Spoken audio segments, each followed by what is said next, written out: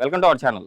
ఈరోజు మనతో పాటు ఉన్నారండి senior home physician doctor Hemanth గారు. సో సార్తో ఈరోజు మనం ఎందుకున్నామంటే కాన్స్టిపేషన్ ప్రాబ్లం. ఈ ప్రాబ్లం వచ్చిందంటే కానీ మలబద్ధక సమస్య కంపల్సరీ అంటే అనేక రకాల వ్యాధులను పడే అవకాశం చాలా ఎక్కువగా ఉంటుంది అని చెప్పేసి అంటున్నారు. సో ఈ కాన్స్టిపేషన్ ప్రాబ్లం వస్తే ఎలాంటి ప్రాబ్లమ్స్ ఫేస్ చేయాల్సి వస్తుంది, రాకుండా చూసుకోవాలంటే ఈ ప్రాబ్లం నుంచి మనం బయటపడాలంటే ఏం చేయాలి సార్ ద్వారా తెలుసుకుందాం. నమస్తే సార్. నమస్కారం అండి. సార్, కాన్స్టిపేషన్ ప్రాబ్లం ఎందుకు వేరే డిసీజులకు మూల కారణం అవుతుంది?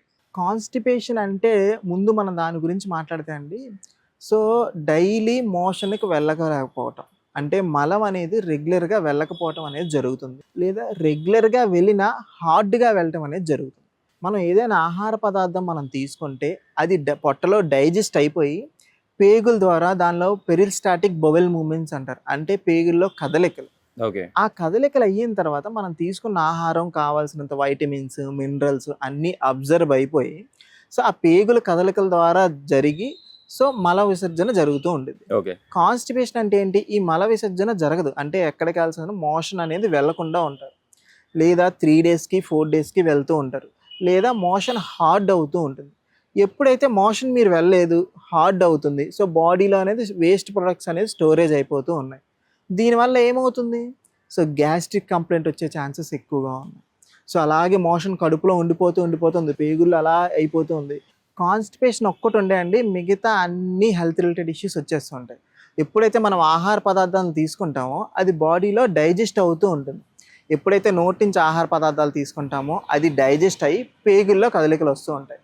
పేగుల్లోని న్యాచురల్ పెరిస్టాటిక్ మూమెంట్ ఉంటాయి, అంటే బొవెల్ మూమెంట్స్ పేగుల కదలికలు న్యాచురల్గా ఉంటూ ఉంటాయి. ఆ కదలికలు ఉండటం వల్ల సో ఫుడ్ తీసుకున్నవి కావాల్సిన వైటమిన్స్ మినరల్స్ అన్నీ అబ్జర్వ్ అయిపోయి సో మలం ద్వారా బయటకు వచ్చేస్తూ ఉంటుంది. కాన్స్టిపేషన్ ఎప్పుడు డెవలప్ అవుతుంది? సో కావాల్సినంత ఫైబర్ ఫుడ్ లేకపోయినా పేగులు పెరిస్టాల్టిక్ మూమెంట్స్ అంటే బొవెల్ మూమెంట్స్ అంటే పేగులు కదలికలు సరిగ్గా లేకపోయినా మోషన్ అనేది వెళ్ళకపోవటం జరుగుతుంది. హార్డ్గా వెళ్ళటం లేదా 2-3 రోజులకు ఒకసారి వెళ్ళటం అనేది జరుగుతుంది. అదే సార్, ఇప్పుడు ఈ ప్రాబ్లం నుంచి మనం బయటపడాలంటే గట్ని ఎంతవరకు మనం కాపాడుకోవాలి? ఏదన్నా డిసీజ్ గురించి మనం చూస్తే అంటే గట్ హెల్త్ అనేది మేజర్ ఇంపార్టెంట్. ఎప్పుడైతే గట్ హెల్త్ బాగుంటుందో ఏ రకమైన డిసీజులు మన బాడీకి రాకుండా ఉంటాయి. సో మేజర్గా మనం మాట్లాడుకుంటాం. సో గట్ హెల్త్ హ్యాపీగా ఉంచాలంటే ఏం చేయాలా? ఫస్ట్ థింగ్ ఫైబర్ ఫుడ్స్ ఎక్కువగా తీసుకుంటూ ఉండాలి. ఎప్పుడైతే ఫైబర్ ఫుడ్స్ ఎక్కువగా తీసుకుంటుంటామో గట్ హెల్త్ అనేది చాలా వరకు బెటర్గా ఉంటుంది. అంటే మన వాడుక భాషలో మనం చెప్పుకుంటే ఒక బౌల్లో వాటర్ ఉన్నాయి, సో వాటర్ ఉండగానే ఒక స్పాంజ్ మనం వేస్తాం, స్పాంజ్ వేయగానే ఏం చేస్తుంది? నీళ్ళు మొత్తం లాగేసుకుంటాం.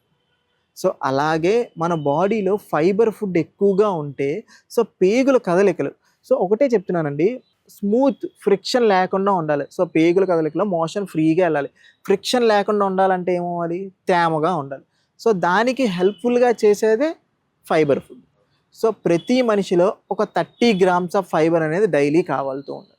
So fibre food, so probiotic foods అంటే కర్డ్ అని బటర్ మిల్క్ అని, నేచర్ ఫెర్మెంటెడ్ ఫుడ్ అంటే ఏముందంటే ఇప్పుడు దోశ బటర్ కానీ ఇడ్లీ బటర్ కానీ 1 డేస్ 2 డేస్ ఉంచుతుంటారు. సో ఎప్పుడైతే న్యాచురల్గా ఫర్మెంటెడ్ అవుతుందో లాక్టోబాసిల్లస్ అనేది డెవలప్ అవుతూ ఉంటుంది.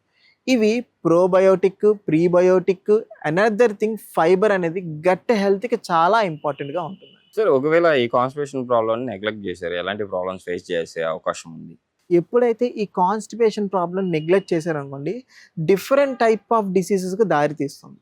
ఒకటే నేను చూస్తున్నాను, ఎప్పుడైతే మీరు ఆహారం తిన్నారు కాన్స్టిపేషన్లో ఉన్నారు, ఒక 3-4 డేస్ మోషన్కి వెళ్ళలేదు, ఏమవుతుంది? పేగుల్లో దాన్ని అలా స్టోరేజ్ చేసేస్తూ ఉంటుంది. స్టోరేజ్ చేసి ఏమవుతుంది? దానిలో ఉన్న నీరు శాతాన్ని ఇంకా అబ్జర్వ్ చేస్తూ ఉంటుంది. సో పేగుల్లో ఆ మోషన్ ఉందని నీరుని మళ్ళీ అబ్జర్వ్ చేస్తూ మోషన్ అనేది చాలా హార్డ్గా అయిపోతుంది. దీనివల్ల ఏమైపోతుంది? సో గ్యాస్ట్రిక్ డిస్టర్బెన్స్ వచ్చే ఛాన్సెస్ ఎక్కువగా ఉన్నాయి. సో గ్యాస్ట్రిక్ అల్సర్ డెవలప్ అయ్యే ఛాన్సెస్ ఎక్కువగా ఉన్నాయి. ఈ మోషన్ అనేది హార్డ్గా అయిపోయింది, పేగుల్లో ఏదో ఒక పార్ట్లో ఉండిపోయింది. దానివల్ల ఏమవుతుంది? అల్సర్ డెవలప్ అయ్యే ఛాన్సెస్ ఎక్కువగా ఉన్నాయి. ఎప్పుడైతే కాన్స్టిపేషన్ని నెగ్లెక్ట్ చేశారో బాడీకి కావాల్సినంత పోషకాహారాలు అందకపోవటం అనేది ఒక ప్రాబ్లం. 2 అన్ని డిసీజెస్కి దారి తీస్తుందండి. ఎప్పుడైతే కాన్స్టిపేషన్ మెయిన్ బిగిన్ అయిందో గట్ హెల్త్ బాగోలేదో అన్ని డిసీజులకి మీరు డోర్ తీసినట్టే ఉంటుంది. కాన్స్టిపేషన్ ఎక్కువగా ఉంది, దీనివల్ల ఏం డెవలప్ అవుతుందండి? సో ఎక్కువగా ముక్కుతూ ఉంటారు, లేదా లాక్సేటివ్ ట్యాబ్లెట్స్ ఎక్కువగా వాడుతుంటారు. ఎక్కువగా ముక్కటం వల్ల ఏం డెవలప్ అవుతుంది, పైల్స్ అనేది డెవలప్ అవుతుంది. అంటే పైల్స్ అంటే ఏం లేదండి, సో మోషన్కి వెళ్తున్నప్పుడు మలద్వారం నుంచి మోషన్ వెళ్ళిపోతుంది. ఎక్కువగా ముక్కితే ఆ యానల్ రింగ్, సో మలద్వారం దగ్గర ఉండే రింగ్ దాని నుంచి వ్యారికోస్ బయటకు వస్తూ ఉంటాయి, అంటే పిలకల్లా బయటకు వస్తూ ఉంటాయి. సో పైల్స్ డెవలప్ అవుతుంది. గ్రేడ్ 1 అని, గ్రేడ్ 3 అని, గ్రేడ్ 3 అని, గ్రేడ్ 4 అని, ఇలా 4 దశలైన పైల్స్ కంప్లైంట్ డెవలప్ అవుతుంది. ఎందువల్ల? కాన్స్టిపేషన్ ఎక్కువగా ఉండటం వల్ల. సో ఏంటికి ముక్కుతూ ఉంటారు. ఎప్పుడైనా మీకు కాన్స్టిపేషన్ ఉంది అంటే సో నేచురల్గా ఫుడ్ తీసుకొని బొవెల్ మూమెంట్ రావడానికి చేయండి. అంతే తప్ప మీరు ముక్కుతున్నారు అంటే అక్కడ వెయిన్స్ బయటికి ఎన్లార్జ్ అయిపోతాయి. దీనివల్ల పైల్స్ కంప్లైంట్ వచ్చే ఛాన్సెస్ ఉన్నాయి. 2, ఆ మోషన్ అలా పేగుల్లో ఉండిపోయింది, బయటికి ఎక్కడి నుంచి వెళ్ళాలో తెలియదు, పక్క నుంచి ఇంకొక ద్వారం ఏర్పరచుకుంది. సో అనదర్ ఓపెనింగ్ ఏర్పడింది. సో ఫిస్టులా డెవలప్ అయిపోయింది, ఫిజర్ డెవలప్ అయిపోయింది. ఈ కాన్స్టిపేషన్ కనుక మనం నెగ్లెక్ట్ చేసాము అంటే పైల్స్ అని, ఫిస్టులా అని, ఫిజర్స్ అని ఇలా డిఫరెంట్ టైప్స్ ఆఫ్ డిసీజెస్ దారి తీసే ఛాన్సెస్ చాలా వరకు ఎక్కువగా. సరే, హోమియోపతిలో ఎలాంటి మెడిసిన్ అందుబాటులో ఉంది ఈ కాన్స్టిపేషన్ ప్రాబ్లమ్ని పూర్తిగా తగ్గించుకోవడానికి, మళ్ళీ రాకుండా చేసుకోవడానికి? హోమియోపతిలో ఏంటంటే డిఫరెంట్ టైప్స్ ఆఫ్ డ్రగ్స్ ఉన్నాయి. సో కాన్స్టిపేషన్ ఎందుకు వస్తుంది అన్నది మెయిన్ రీజన్ మనం తీసుకోవాలి. ఒకటి, ఏదైనా డిసీజ్ ఉన్న పాటు సో ఒక డిసీజ్ యొక్క సైడ్ ఎఫెక్ట్ కూడా కాన్స్టిపేషన్ అయ్యే ఛాన్స్ ఉన్నాయి. సో డయాబెటీస్ ఉంది, డయాబెటీస్ వల్ల సైడ్ ఎఫెక్ట్ కాన్స్టిపేషన్ వచ్చే ఛాన్సెస్ ఉన్నాయి. లేదా fibre food, gut health issues ఉన్నాయి, దానివల్ల కూడా కాన్స్టిపేషన్ వచ్చే ఛాన్స్ ఉంది. అలా ఏం డిసీజ్ ఏంటనేది రూట్ కాజ్ అనేది మనం తెలుసుకోవాలి. ముఖ్యంగా ఒక హోమియోపతి రెమెడీ గురించి మనం మాట్లాడుకుంటే బ్రయోనియా ఆల్బా అని ఒక హోమియోపతిక్ రెమెడీ ఉంది. ఓకే. సో దానివల్ల ఏమవుతుందంటే డ్రైనెస్ అనేది మేజర్ సిమ్టమ్. సో నోట్లో కానీ, సో నోరు మనం ఎంత వాటర్ తాగుతున్నా డ్రైనెస్ అయిపోతూ ఉంటుంది. ఇలాగే కడుపులో కూడా, పేగుల్లో కూడా డ్రైనెస్ ఎక్కువ అయిపోతూ ఉంటుంది. సో ఈ డ్రైనెస్ ఎక్కువ అయిపోవటం వల్ల ఏమవుతుంది, ఫ్రిక్షన్, మలం అనేది స్పీడ్గా వెళ్ళదు, ఫ్రిక్షన్ అనేది ఏర్పడుతూ ఉంది. దానివల్ల కాన్స్టిపేషన్ వస్తుంది. సో మలం హార్డ్గా రావటం అనేది జరుగుతుంది. సో ఈ బ్రయోనియా అనే డ్రగ్ను కనుక మేజర్ తీసుకుంటే ఈ డ్రైనెస్ అనేది ముఖ్యంగా మన లక్షణాల కింద మనం కన్సిడర్ చేస్తాం.